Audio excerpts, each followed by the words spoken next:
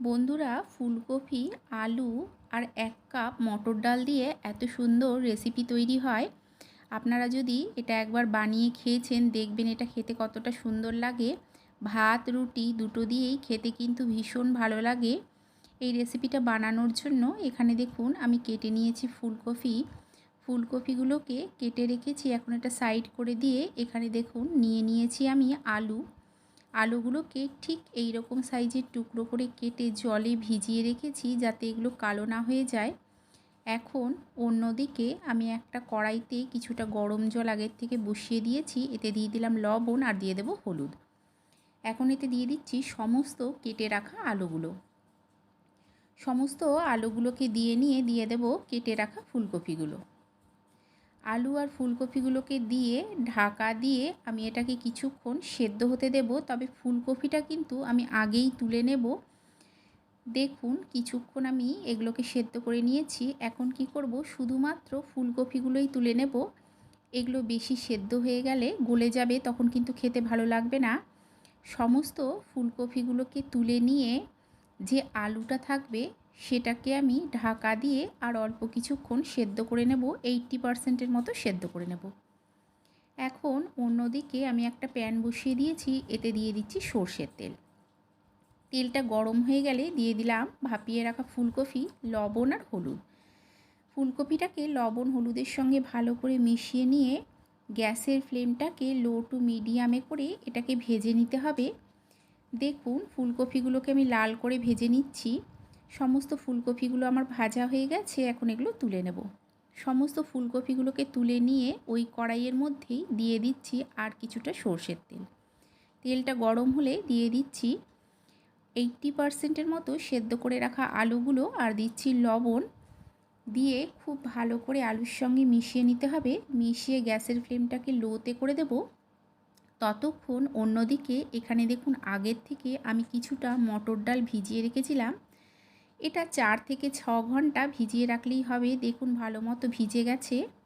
এখন একটা মিক্সির জারের মধ্যে এটাকে দিয়ে একটা কাঁচা লঙ্কা আর একটা পাকা লঙ্কা দেব, দিয়ে এর একটা পেস্ট করে নেব। জলের পরিমাণটা বেশি দেবেন না, তাহলে কিন্তু পাতলা হয়ে যাবে। দেখুন পেস্টটা আমি করে নিয়েছি। এখন এখানে দিয়ে দিচ্ছি স্বাদ অনুযায়ী লবণ আর হলুদ। লবণ আর হলুদ দিয়ে খুব ভালো করে এটাকে মিশিয়ে নিতে হবে। এটা ভালো করে ফেটিয়ে নিলে এই বড়াগুলো যখন আমি ভাজবো তখন একদম নরম হবে। দেখুন এটা আমি রেডি করে নিয়েছি। এখন অন্যদিকে একটা কড়াইয়ের মধ্যে আমি কিছুটা সাদা তেল আগের থেকে গরম বসিয়ে দিয়েছি। এর মধ্যে দিয়ে দিচ্ছি দেখুন একে একে বড়াগুলো। সমস্ত বড়াগুলোকে দিয়ে গ্যাসের ফ্লেমটাকে প্রথমে মিডিয়ামে করে তারপরে লোতে করে দেব। ততক্ষণ অন্যদিকে দেখুন আমি আলুটা একবার দেখে নিচ্ছি। আলুটাকে উল্টে পাল্টে লো টু মিডিয়াম করে কিছুটা ভেজে লো করে দিয়ে আমি বড়াটাকে দেখে নেব হয়েছে নাকি। বড়াটার একটা পিঠ যখন হয়ে যাবে তখন খুন্তির সাহায্যে বড়াটাকে উল্টে দিতে হবে। সমস্ত বড়াগুলোকে লো টু মিডিয়াম ফ্লেমে ভালো করে ভেজে নিতে হবে, তবে হাইতে করে কিন্তু একেবারেই ভাজবেন না, তাহলে বড়াগুলো ওপর থেকে পুড়ে যাবে আর ভেতর থেকে কাঁচা থেকে যাবে। দেখুন লো টু মিডিয়াম ফ্লেমে আমি বড়াগুলোকে ভেজে নিচ্ছি। এগুলোকে একটু লাল করে ভেজে নিতে হবে। সমস্ত বড়াগুলো দেখুন আমার ভালো করে ভাজা হয়ে গেছে। এখন এগুলোকে আমি তুলে নেব। সমস্ত বড়াগুলোকে তুলে নিয়ে ওই তেলে বাদবাকি বড়াগুলোকে একই রকমভাবে ভেজে নিতে হবে। সমস্ত বড়াগুলোকে ভেজে নিয়ে এদিকে দেখুন আমি গ্যাসের ফ্লেমটা একদম লোতে করে রেখেছিলাম। আলুটা কিছুটা ভাজা হয়ে গেছে, আর অল্প কিছুক্ষণ ভেজে আলুগুলোকে আমি তুলে নেব।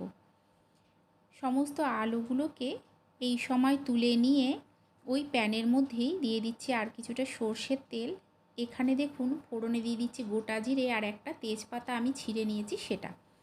ফোড়নটাকে কয়েক সেকেন্ড ভেজে নেব।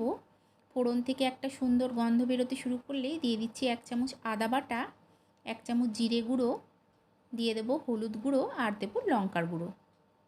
মশলাটা যাতে না পুড়ে যায় অল্প একটু জল দিয়ে দিতে হবে। দিয়ে দিচ্ছি কয়েকটা ছিঁড়ে নেওয়া কাঁচা লঙ্কা, আর দিয়ে দিলাম একটা ছোট সাইজের টমেটো। সমস্ত কিছুকে খুব ভালো করে মিশিয়ে নিয়ে গ্যাসের ফ্লেমটা লো টু মিডিয়ামে করে এটাকে কষাতে হবে যতক্ষণ না টমেটোটা নরম হয়ে আসছে। দেখুন গ্যাসের ফ্লেমটাকে লো টু মিডিয়ামে করে আমি এটাকে কষিয়ে নিচ্ছি। টমেটোটা কিন্তু অনেকটাই নরম হয়ে চলে এসছে। খুন্তির সাহায্যে আমি একটু করে ভেঙে দিচ্ছি।